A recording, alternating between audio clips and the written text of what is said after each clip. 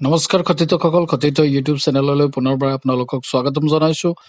আজি এই ভিডিঅ'টিৰ জৰিয়তে ইংৰাজী গ্ৰামাৰত দৰকাৰী আটাইতকৈ গুৰুত্বপূৰ্ণ বিষয় টেন্সৰ বিষয়ে আলোচনা কৰিবলৈ গৈ আছো। টেন্সৰ বিভিন্ন ভাগ আৰু বিভিন্ন ভাগৰ বাক্যৰ গঠন, বিভিন্ন ধৰণৰ বাক্য পজিটিভ, নেগেটিভ বা ইণ্টাৰগেটিভ বাক্য কেনেধৰণেৰে খজা হয়, কেনেধৰণেৰে লিখা হয় বা কেনেকৈ চিনিব পাৰি তাৰ বিষয়ে বিতংভাৱে এই ভিডিঅ'টিৰ জৰিয়তে আলোচনা কৰিবলৈ গৈ আছো। ভিডিঅ'টি শেষলৈকে চাব। যদি আমি টেন্সৰ বিষয়ে ভালকে নাজানো তেতিয়া আমি ইংৰাজী গ্ৰামাৰ শুদ্ধকে কৰিব নোৱাৰো। গতিকে ভিডিঅ'টি দীঘল হলেও সম্পূৰ্ণকে চাব আৰু যদি ভাল লাগে লাইক, শ্বেয়াৰ আৰু সাবস্ক্ৰাইব কৰিবলৈ নাপাহৰিব। টেন্স বা কাল কোনো কাম সম্পাদনৰ নিৰ্দিষ্ট অথবা অনিৰ্দিষ্ট সময়কালকে টেন্স বোলা হয়। এতিয়া আমি যি কথা কওঁ বা যিয়ে কাম কৰো তাৰ এটা নিৰ্দিষ্ট বা অনিৰ্দিষ্ট সময় থাকে। গতিকে সেইবিলাক কি হয়, এটা সময়ৰ এটা বাক্য হয় বা এটা সময়ৰ এটা কাম, আৰু তাক আমি সেই সময় অনুপাতে আমি ভাগ কৰিব পাৰো। ইংৰাজী সেন্টেন্স গঠনৰ বাবে টেন্সৰ গুৰুত্ব অসীম। ইংৰাজী বিভিন্ন সময়কাল নিৰ্দেশ কৰাৰ বাবে টেন্সৰ বিভিন্ন ফৰ্ম ব্যৱহাৰ কৰা হয়। টেন্সৰ মুঠ 12টা ফৰ্ম আছে। সকলো ইংৰাজী বাক্যতে 12টা ফৰ্মৰ এটি দিয়ে গঠন কৰা হয়। এতিয়া আমি যিয়ে বাক্য গঠন নকৰো বা যিয়ে বাক্য নকওঁ কিয়, তাৰ এই টেন্সৰ 12টা ফৰ্মৰ ভিতৰত এটা ফৰ্ম দিয়ে গঠন কৰা হয়। There is 3 types of tenses. কাল 3 প্ৰকাৰৰ: present tense, past tense, future tense. বৰ্তমান কাল, অতীত কাল আৰু ভৱিষ্যৎ কাল। এতিয়া প্ৰেজেন্ট টেন্স কাক কোৱা হয়, ইয়াত এক্সাম্পলৰ সৈতে আমি বুজিম। I eat rice বা he eats rice, মানে তেওঁ ভাত খায় বা মই ভাত খাওঁ। এতিয়া মই ভাত কেতিয়া খাওঁ, বৰ্তমান মই ভাত খাওঁ মানে সদায় খাওঁ বা এতিয়া মই ভাত খাই আছো। এইটো কি হ'ব, বৰ্তমান সময়ত চলা এটা কাম হয়। গতিকে এইটো কি হ'ব, বৰ্তমান কাল বা present tense. I ate rice, he ate rice, মই ভাত খাইছিলো বা তেওঁ ভাত খাইছিল। এইটো কি হৈছে, ভাত খোৱাটো অলৰেডি কমপ্লিট হৈ গৈছে, এইটো অতীত হৈ গৈছে, ভাত খোৱা কামটো সম্পূৰ্ণ হৈ গৈছে। গতিকে এইটো কি হ'ব, পাষ্ট টেন্স বা অতীত কাল। ফিউচাৰ টেন্স বা ভৱিষ্যৎ কাল। I shall eat rice, we will eat rice, মানে মই ভাত খাম বা তেওঁ ভাত খাব। গতিকে এই বাক্যৰ জৰিয়তে কি বুজোৱা হৈছে যে ভাত খোৱা কামটো সম্পূৰ্ণ হোৱা নাই, এইটো সম্পূৰ্ণ হ'বহে, আৰু কেতিয়া হ'ব, ভৱিষ্যতত হ'ব। সেইকাৰণে এইটো ফিউচাৰ টেন্সত পৰে। এতিয়া প্ৰেজেন্ট টেন্স কাক বোলে আমি আলোচনা কৰিলো। প্ৰেজেন্ট টেন্স কেই প্ৰকাৰৰ আছে, প্ৰেজেন্ট টেন্স আছে 4 প্ৰকাৰৰ। ঠিক তেনেকৈ পাষ্ট টেন্সো 4 প্ৰকাৰৰ আৰু ফিউচাৰ টেন্সো 4 প্ৰকাৰৰ আছে। আমি ক্ৰমান্বয়ে ভিডিঅ'ৰ জৰিয়তে প্ৰেজেন্ট টেন্সৰ 4টা বিষয়ৰ আলোচনা কৰিম, লগতে বাক্যৰ গঠনৰ বিষয়েও আলোচনা কৰিম। এতিয়া বৰ্তমান কালৰ 4টা ভাগ হ'ল প্ৰেজেন্ট ইনডিফিনিট টেন্স বা চিম্পল টেন্স বুলি কোৱা হয় বা চিম্পল প্ৰেজেন্ট টেন্স বুলি কোৱা হয়, present continuous tense, present perfect tense, present perfect continuous tense. Present indefinite বা চিম্পল প্ৰেজেন্ট টেন্স, বৰ্তমান কালত কোনো কাম কৰা হৈ থাকে অথবা অব্যাহতভাৱে কৰা হয় অথবা চিৰসত্য কোনো কাম কৰা বুজালে তাক প্ৰেজেন্ট ইনডিফিনিট টেন্স বোলা হয়। এতিয়া আমি কোনো এটা কাম কৰি আছো অথবা অভ্যাসভাৱে আমি কিছুমান কাম কৰি থাকো, যেনে মই সদায় অফিচলৈ যাওঁ বা স্কুললৈ যাওঁ বা মই সদায় চাইকেল চলাওঁ, এইবিলাক অভ্যাসগত কাম। এইবিলাক কাম প্ৰেজেন্ট ইনডিফিনিট টেন্সত পৰে।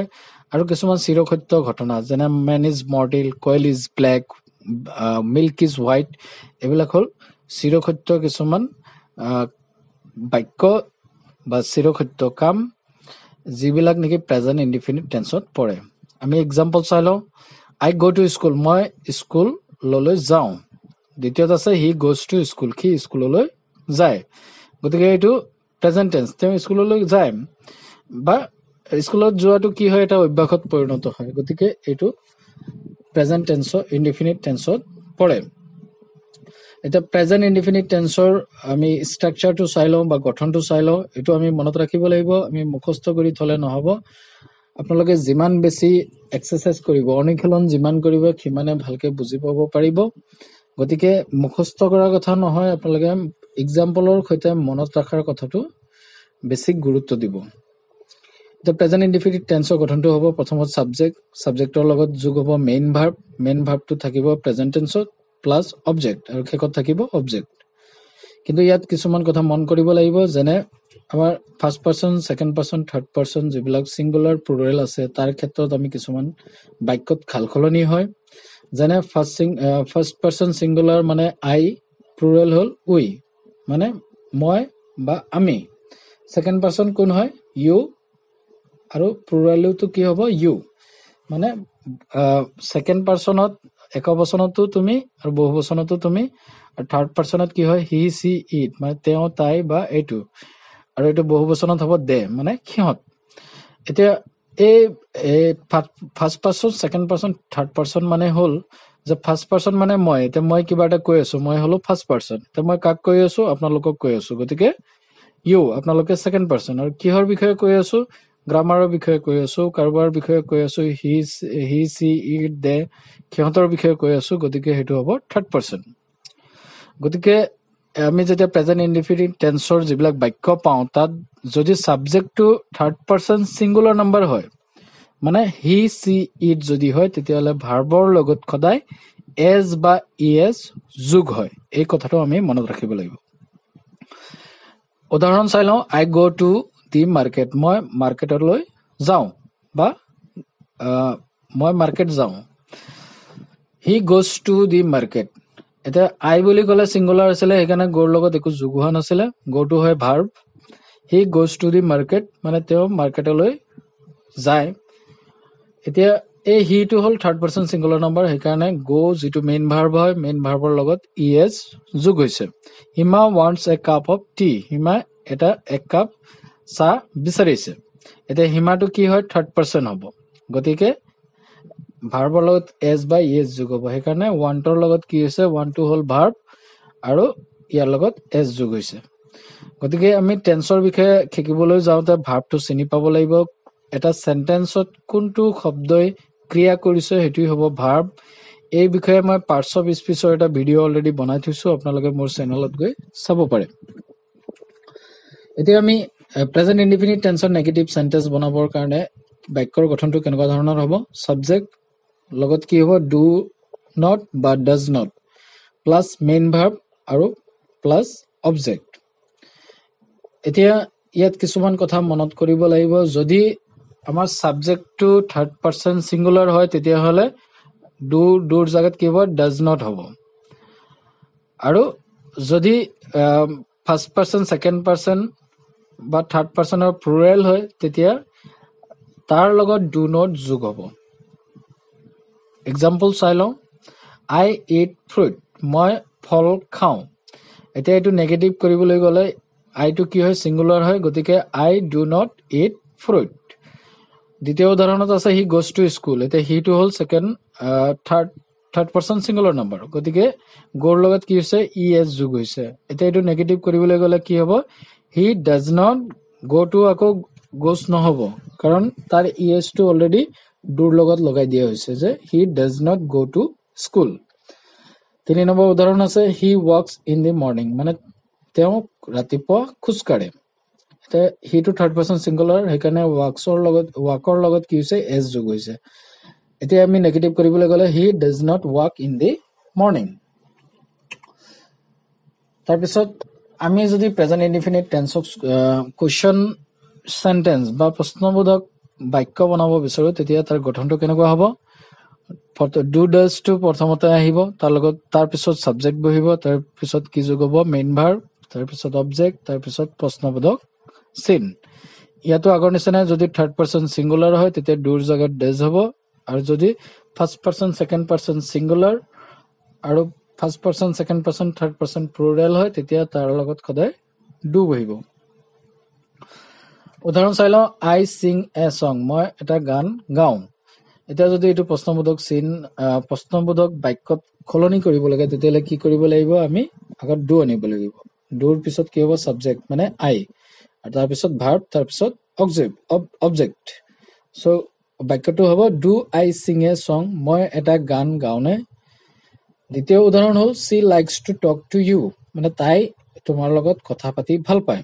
গতিকে c টো থাৰ্ড পাৰ্চন সিঙ্গুলাৰ নাম্বাৰ আছিলে, সিঙ্গুলাৰ আছিলে, গতিকে লাইকৰ লগত s যোগ হৈছে।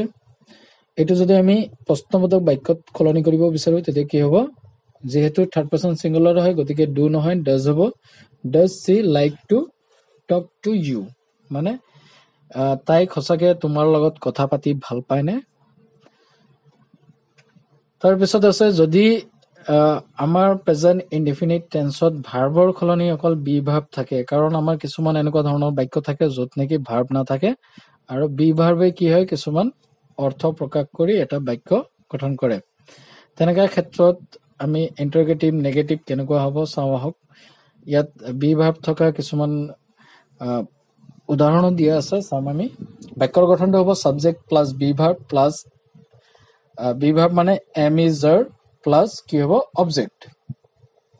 এটা কথা মনত কৰিব লাগিব যেনে am is used with the subject I, আইৰ লগত কি হয় এম টো ইউজ হয়। Is used with the subject he she it or the singular form of nouns. Are is used with the you, we, they or the plural form of nouns. মানে আইৰ লগত M বহিব আৰু যদি হি she it হয় third person singular হয় তাৰ লগত ইজ হ'ব, আৰু যদি থাৰ্ড পাৰ্চন প্লুৰেল হয় ইউ বা প্লুৰেল বা first person second person plural হয় ইউজ উই ইউ তে, তেতিয়া তাৰ লগত সদায় আৰ বহে। এক্সাম্পল আছে আই এম এ মিউজিচিয়ান, মই এজন সংগীতজ্ঞ। দ্বিতীয় উদাহৰণত আছে ইট ইজ মাই পেন, গতিকে এইটো মোৰ কলম। ইউ আৰ এ ফ্ৰড, মানে তুমি এটা ঠগ বা মিছলীয়া। গতিকে ইয়াত এম ইজ আৰ কি হয়, এটা বি ভাৰ্ব হয় যোনে ভাৰ্বৰ সলনি কিবা এটা অৰ্থ প্ৰকাশ কৰিছে। এতিয়া বি ভাৰ্ব থকা সেন্টেন্স বিলাকক আমি নেগেটিভ কেনেকৈ কৰিম, তাৰ গঠন কেনেকুৱা হ'ব, সাবজেক্ট লগত কি যোগ হ'ব এম আৰু নট, যদি ইজ থাকে ইজ নট হ'ব, যদি আৰ থাকে আৰ নট প্লাছ অবজেক্ট।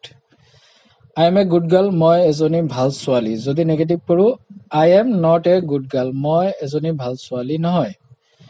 আৰু এটা উদাহৰণ চাই লওঁ, ইউ আৰ মাই ফ্ৰেণ্ড, তুমি মোৰ বন্ধু। আৰু নেগেটিভ কৰিব গ'লে you are not my friend. ইয়াত ইজৰ কাৰণে এটা আমি এক্সাম্পল চাব পাৰো, হি ইজ মাই ফ্ৰেণ্ড, গতিকে এইটো নেগেটিভ কৰিব গ'লে কি হ'ব, he is not my friend.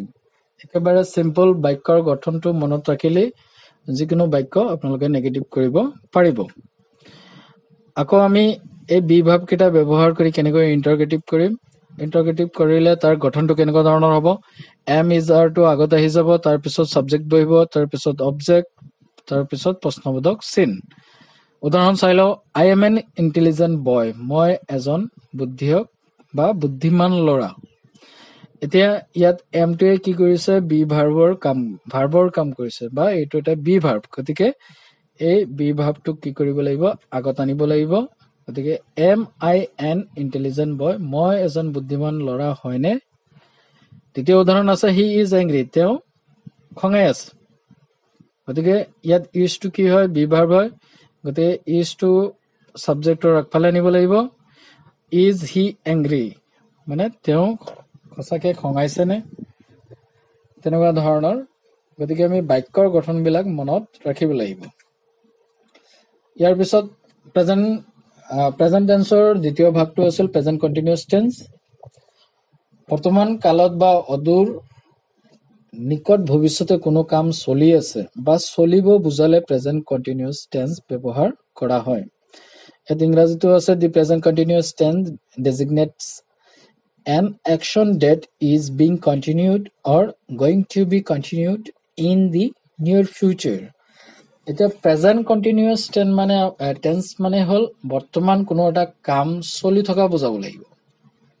যেনে মই কথা পাতি আছো, মই কিবা এটা কৈ আছো, বা কোনোবাই কিবা গান গাই আছে, কাম এটা চলি থকা বৰ্তমান সময়ত চলি থকা বুজালে সেইটো প্ৰেজেন্ট কন্টিনিউয়াছ টেন্স হয়। আৰু নিকট ভৱিষ্যতৰ যিবিলাক বাক্য আছে সেই বাক্যবিলাকো প্ৰেজেন্ট কন্টিনিউয়াছ টেন্সত পৰে। নিকট ভৱিষ্যত মানে একেবাৰে খুব কম ভিতৰত কামটো চলিব, আৰু তেনেকুৱা ধৰণৰ কামো প্ৰেজেন্ট কন্টিনিউয়াছ টেন্সত পৰে। উদাহৰণ চাই লওঁ, I am going to school. মই স্কুললৈ গৈ আছো। গতিকে ইয়াত মই গৈ আছো, এইটো কামটো চলি গৈ আছে, গতিকে এইটো প্ৰেজেন্ট কন্টিনিউয়াছ টেন্স হ'ব। He is going to market, সি বজাৰলৈ গৈ আছে। এইটো কি হৈছে, বজাৰলৈ গৈ আছে মানে যোৱা কামটো কন্টিনিউ হৈ আছে। 3 নম্বৰ উদাহৰণ আছে, the bus is leaving at 4 PM, বাছটি 4টা বজাত যাব। এইটো হ'ল নিকট ভৱিষ্যৎ কালৰ এটা বাক্য, মানে 4টা বাজিবলৈ বেছি সময় নাই। বাক্যটোৱে কি বুজাইছে, 4টা বাজিবলৈ বেছি সময় নাই, 4টা বাজিবই আৰু বাছটো যাবই। গতিকে এইটো ভৱিষ্যৎ কালত নপৰিব, এইটো পৰিব প্ৰেজেন্ট কন্টিনিউয়াছ টেন্সত। প্ৰেজেন্ট কন্টিনিউয়াছ টেন্সৰ বাক্যৰ গঠনটো চাই লওঁ। প্ৰথমতে সাবজেক্ট হ'ব, তাৰপিছত এম বা ইজ বা আৰ, তাৰ লগত যোগ হ'ব মেইন ভাৰ্ব, আৰু মেইন ভাৰ্বৰ লগত সদায় আইএনজি যোগ হয়, আৰু যোগ হ'ব অবজেক্ট। উদাহৰণ চাই লওঁ। আই এম ইটিং ৰাইচ, মই ভাত খাই আছো, ভাত খোৱা কামটো চলি আছে। He is running too fast, তেওঁ খুব দ্ৰুতভাৱে বা স্পীডেৰে দৌৰি আছে, দৌৰি থকা কামটো চলি আছে। They are going to attend a party tonight. এইটো আকৌ নিকট ভৱিষ্যতৰ বাক্য হয়, কাৰণ সিহঁতে এটা পাৰ্টি এটেণ্ড কৰিবলৈ গৈ আছে বুলি কৈছে, কিন্তু এতিয়ালৈকে যোৱা নাই, কিন্তু খুব কম সময়ৰ ভিতৰত যাব। সেইকাৰণে এই বাক্যটো ভৱিষ্যৎ কালত ব্যৱহাৰ নকৰি প্ৰেজেন্ট কন্টিনিউয়াছ টেন্সত ব্যৱহাৰ কৰা হয়। গতিকে এই উদাহৰণত পৰা গম পাইছো যে বৰ্তমান সময়ত কাম এটা চলি থকা বা নিকট ভৱিষ্যৎ সময়ত কাম এটা চলিব বুজালে তাক প্ৰেজেন্ট কন্টিনিউয়াছ টেন্স বোলা হয়। ইয়াত মন কৰিবলগীয়া কথা যে যদি থাৰ্ড পাৰ্চন, যদি আই থাকে, আইৰ লগত সদায় এম বহে, আৰু হি সি ইট মানে থাৰ্ড পাৰ্চন সিংগুলাৰ থাকিলে সদায় ইজ বহিব, আৰু উই ইউ দে প্লুৰেল সাবজেক্টৰ পিছত সদায় আৰ বহে। এতিয়া প্ৰেজেন্ট কন্টিনিউয়াছ টেন্সৰ নেগেটিভ সেন্টেন্স আমি কেনেকৈ বনাম তাৰ গঠন চাই লওঁ। সাবজেক্ট এম ইজ আৰ থাকিবই, এম ইজ আৰ মানে বি ভাৰ্বৰ পিছতে নট বহিব, প্লাছ মেইন ভাৰ্ব থাকিব, আৰু মেইন ভাৰ্বৰ লগত আইএনজি যোগ কৰিবই লাগিব, আৰু শেষত থাকিব অবজেক্ট। উদাহৰণ চাই লওঁ। He is not drinking milk, মানে তেওঁ গাখীৰ খাই থকা নাই বা গাখীৰ পি থকা নাই। I am not going to open a bank account, মই এটা বেংক একাউণ্ট খুলিবলৈ গৈ থকা নাই। They are not going to play football, সিহঁতে ফুটবল খেলিবলৈ গৈ থকা নাই। অৰ্থাৎ এম ইজ আৰৰ পিছত নট যোগ কৰি দিলেই নেগেটিভ সেন্টেন্স হৈ যায়। কিন্তু আমি প্ৰেজেন্ট কন্টিনিউয়াছ টেন্সৰ বাক্য হয় বুলি চিনি পাব লাগিব, সাবজেক্টৰ পিছত এম ইজ আৰ থাকিব লাগিব, আৰু মেইন ভাৰ্বৰ লগত আইএনজি যোগ হোৱা থাকিব লাগিব। তেতিয়া আমি চিনি পাব পাৰিম যে এইটো প্ৰেজেন্ট কন্টিনিউয়াছ টেন্সৰ বাক্য হয়। এটা প্ৰেজেন্ট কন্টিনিউয়াছ সেন্টেন্সৰ বা টেন্সৰ যিবিলাক বাক্য আছে তাক আমি ইন্টাৰগেটিভ বা প্ৰশ্নবোধক বাক্য কেনেকৈ বনাম, তাৰ গঠন কেনেকুৱা হ'ব। এম ইজ আৰ যিবিলাক হেল্পিং ভাৰ্ব আছিলে সেইবিলাক পোন প্ৰথমে বহিব, তাৰপিছত সাবজেক্ট বহিব, তাৰপিছত মেইন ভাৰ্ব, তাৰপিছত মেইন ভাৰ্বৰ লগত আইএনজি যোগ হ'ব, শেষত অবজেক্ট আৰু কুৱেশ্যন মাৰ্ক। উদাহৰণ চাই লওঁ। Am I going to Mumbai, এইটো যদি আমি পজিটিভ এটা কন্টিনিউয়াছ টেন্স হলে হয়, তেতিয়াহ'লে বাক্যটো কি হলে হয়, I am going to Mumbai, মানে মই মুম্বাইলৈ গৈ আছো। প্ৰশ্নবোধক কৰিবলৈ গ'লে কি হ'ব, এম টু যিটো বি ভাৰ্ব আছে এইটো সাবজেক্টৰ আগফালে আনিব লাগিব, তাৰপিছত সাবজেক্ট বহিব, তাৰপিছত ভাৰ্বৰ লগত আইএনজি যোগ হ'ব, তাৰপিছত অবজেক্ট। গতিকে ইয়াত তাকে কৰা হৈছে am I going to Mumbai, মই মুম্বাইলৈ গৈ আছো নে। হি ড্ৰিংকিং ৱাটাৰ, মানে তেওঁ পানী পি আছে নে। আৰ দে প্লেয়িং বেডমিণ্টন, সিহঁতে বেডমিণ্টন খেলি আছে নে। সো একেবাৰে চিম্পল, বাক্যৰ গঠনটো মনত ৰাখিলে আমি ইজিলি বাক্যবিলাক গঠন কৰিব পাৰিম। প্ৰেজেন্ট পাৰফেক্ট টেন্স, যিটো প্ৰেজেন্ট টেন্সৰ তৃতীয় ভাগ হয়। কোনো কাম শেষ হৈ গৈছে অথচ তাৰ ফল এতিয়াও বিদ্যমান আছে, এনেকুৱা বুজালে প্ৰেজেন্ট পাৰফেক্ট টেন্স ব্যৱহাৰ কৰা হয়। এতিয়া কোনো এটা কাম শেষ হোৱা বেছি সময় হোৱা নাই, তাৰ ফলটো এতিয়াও বিদ্যমান, এতিয়াও আছে, বা এই মাত্ৰ কাম এটা শেষ হৈছে, তাক তেনেকুৱা ধৰণৰ বাক্য হলে আমি প্ৰেজেন্ট পাৰফেক্ট টেন্স ব্যৱহাৰ কৰো। উদাহৰণ চাই লওঁ। He has done the work, সি কামটো কৰিলে। দে হেভ ইটেন মেংগোজ, মানে সিহঁতে আমবোৰ খালে, মানে অলৰেডি খাই দিলে। I have not eaten banana. মই কল খোৱা নাছিলো। গতিকে ইয়াত প্ৰত্যেকটা বাক্যতে বুজাইছে যে কামটো শেষ কৰা বুজাইছে। প্ৰথমটোত আছিলে যে he has done the work, সি কামটো কৰিলে, মানে কাম কৰি শেষ কৰিলে। দ্বিতীয়টোত কৈছে যে সিহঁতে আমবিলাক খালে, খাই শেষ হ'ল মানে। তৃতীয়টোত আছে মই কল খোৱা নাই, মানে কল খোৱা নাছিলো। গতিকে এই কল যে খোৱা নাই সেই কামটো শেষ হৈ গৈছে। The present perfect continue present perfect tenseৰ বাক্যৰ গঠন চাই লওঁ। সাবজেক্ট বহিব প্ৰথমত, তাৰ লগত যোগ হ'ব হেভ বা হেজ। মনত ৰাখিব হেড নহয়, লগত যোগ হ'ব past participle of verb। ইমান দেৰি আমি পাই আছিলো প্ৰেজেন্ট টেন্স অফ ভাৰ্ব। ভাৰ্বৰ তিনিটা পাৰ্ট থাকে। মেইন ভাৰ্বৰ প্ৰথমটো প্ৰেজেন্ট টেন্স হয়, তাৰপিছত পাষ্ট টেন্স, আৰু থাৰ্ডটো হৈ যায় পাষ্ট পাৰ্টিচিপল। গতিকে ইয়াৰ কিছুমান শব্দৰ প্ৰেজেন্ট, পাষ্ট আৰু পাষ্ট পাৰ্টিচিপল আমি জানিব লাগে, অন্যথা টেন্স শুদ্ধকে কৰাত আমি কৰিব নোৱাৰো আচলতে। এতিয়া পাষ্ট পাৰ্টিচিপল যিকোনো শব্দৰ ইয়াত আমি উদাহৰণত পামেই। ইয়াত উদাহৰণ আছে যে he has done the work, তেওঁ কামটো কৰিলে। এতিয়া হি আছে ছাবজেক্ট, হেভ আৰু হেজৰ পৰা হি আছে, গতিকে হেজ হ'ব। আৰু ডানটো ক'ৰ পৰা আহিছে? ডুৰ পৰা। Do, did, done. ডানটো ডুৰ পাষ্ট পাৰ্টিচিপল হয়। আৰু শেষত আছে দি ৱৰ্ক। দি ৱৰ্কটো হ'ল অবজেক্ট। দ্বিতীয় উদাহৰণত আছে আই হেভ ইটেন ৰাইচ, মই ভাত অলৰেডি খালো। মই ভাত খালো, অলৰেডি খোৱা হৈ গৈছে, মানে বেছি দেৰি হোৱা নাই ভাত, কিন্তু ভাত খোৱা শেষ হৈছে। গতিকে ইয়াত কি হৈছে? আই ছাবজেক্ট, হেভটো হৈ গ'ল বি ভাৰ্ব বা হেল্পিং ভাৰ্ব। হেভ হেজৰ পৰা আইৰ লগত কি হ'ব? হেভ হ'ব। ইটেনটো কি হয়? ইটৰ past participle, eat, ate, eaten. আৰু ৰাইচটো হৈ গ'ল অবজেক্ট। ৩ নম্বৰ উদাহৰণত আছে দে হেভ ৱৰ্কড হাৰ্ড, সিহঁতে খুব কষ্ট কৰি কামটো কৰিলে। গতিকে ইয়াত দে আছে, দেৰ লগত সদায় কি হ'ব? হেভ হ'ব। আৰু ৱৰ্কৰ পাষ্ট পাৰ্টিচিপল হৈ গ'ল ৱৰ্কড, ইডি যোগ গ'ল, আৰু হাৰ্ডটো হৈ গ'ল অবজেক্ট। ইয়াত নোটত আছে যদি হি চি ইট থাকে, থাৰ্ড পাৰ্চন ছিংগুলাৰ নাম্বাৰ হয়, তেতিয়াহ'লে হেজ হ'ব। এইটো কথা মনত ৰাখিব। আৰু যদি ছাবজেক্টটো আই, উই, দে, ইউ প্লুৰেল ছাবজেক্টৰ লগত সদায় হেভ বহিব, আৰু থাৰ্ড পাৰ্চন ছিংগুলাৰ হ'লে হেজ বহিব। এইটো কথা মনত ৰাখিব লাগিব। এতিয়া নেগেটিভ প্ৰেজেন্ট পাৰফেক্টক আমি নেগেটিভ কেনেকৈ কৰিম? ছাবজেক্টৰ মানে গঠন কেনেকুৱা হ'ব? Subject plus have has plus not plus past participle of verb plus object. এতিয়া উদাহৰণ চাই লওঁ। He has not eaten rice, এইটো একেবাৰে পাষ্ট প্ৰেজেন্ট পাৰফেক্ট টেন্সৰ নিচিনাই আছে, অকল কি কৰিছে? হেল্পিং ভাৰ্বৰ পিছতে নট লগাই দিছে আৰু বাক্যটো কি কৰিছে? নেগেটিভ কৰি দিয়া হৈছে।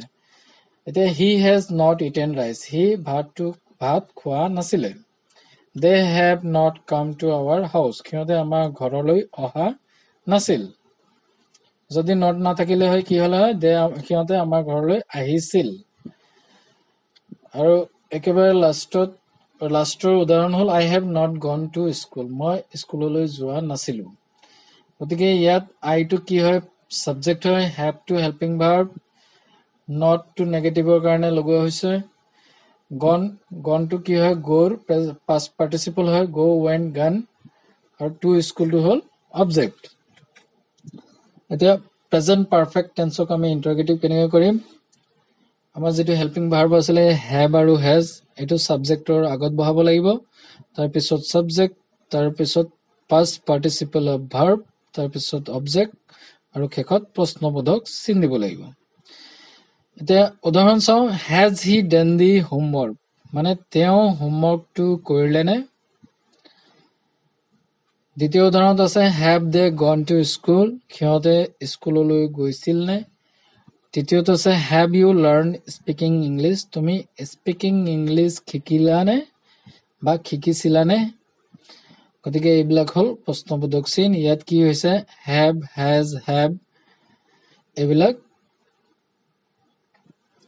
হেল্পিং ভাৰ্ব হয়, যিটো নেকি ছাবজেক্টৰ আগত বহোৱা হৈছে, কাৰণ এইটো আমি প্ৰশ্নবোধক বাক্য বনাইছো।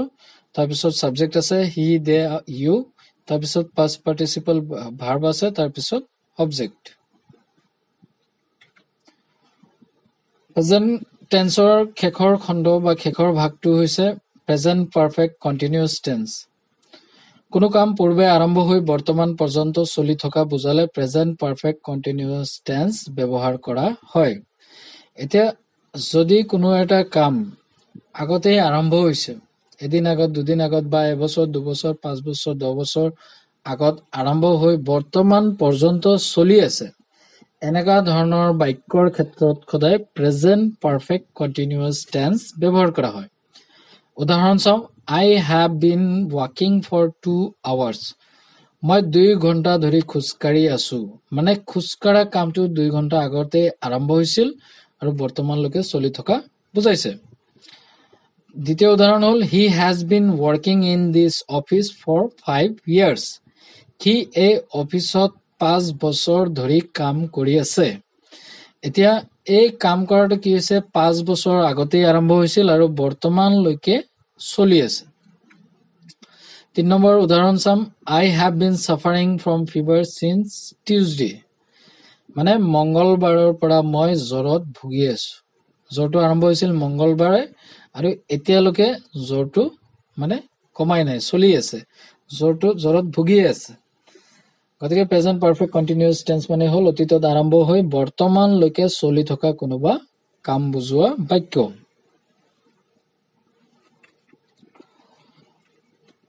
এতিয়া কিছুমান কথা মনত ৰাখিব লাগিব যেনে third person singular number he she it থাকিলে সদায় has been বহিব আৰু I we you they আৰু অন্য সাবজেক্টৰ ক্ষেত্ৰত have been বহিব ইয়াত আৰু এটা কথা মনত ৰাখিব লাগিব for আৰু sinceৰ ব্যৱহাৰ for টো আসলতে এটা নিৰ্দিষ্ট কোনো কামৰ সময়ৰ পৰিমাণ বুজোৱাত ব্যৱহাৰ কৰা হয় আৰু since টো কোনো নিৰ্দিষ্ট সময়ৰ পৰা আৰম্ভ হৈ অহা কামৰ ক্ষেত্ৰত ব্যৱহাৰ কৰা হয় কিন্তু সময়টো নিৰ্দিষ্ট পৰিমাণ নবুজায় for ব্যৱহাৰৰ ক্ষেত্ৰত ধৰি লওক 3 hours 2 hours 3 months 12 years এটো কি হৈছে সময়ৰ এটা পৰিমাণ বুজাইছে যে 3 ঘণ্টা বা 3 মাহ 12 বছৰ তেনেকা ধৰণৰ এটা সময়ৰ পৰিধিটো আমাক বুজাই দিছে কিন্তু sinceৰ ক্ষেত্ৰত কি হয় কোনো এটা নিৰ্দিষ্ট সময়ত আৰম্ভ হৈ আহিছে কিন্তু সময়ৰ পৰিমাণটো দেখুৱা নাই যেনে সানডে এটা কোনটো সানডেৰ পৰা আৰম্ভ হৈছে আমি নাজানো বা 6 জানুৱাৰী এটা 6 জানুৱাৰী কোনটো চনৰ হয় আমি নাজানো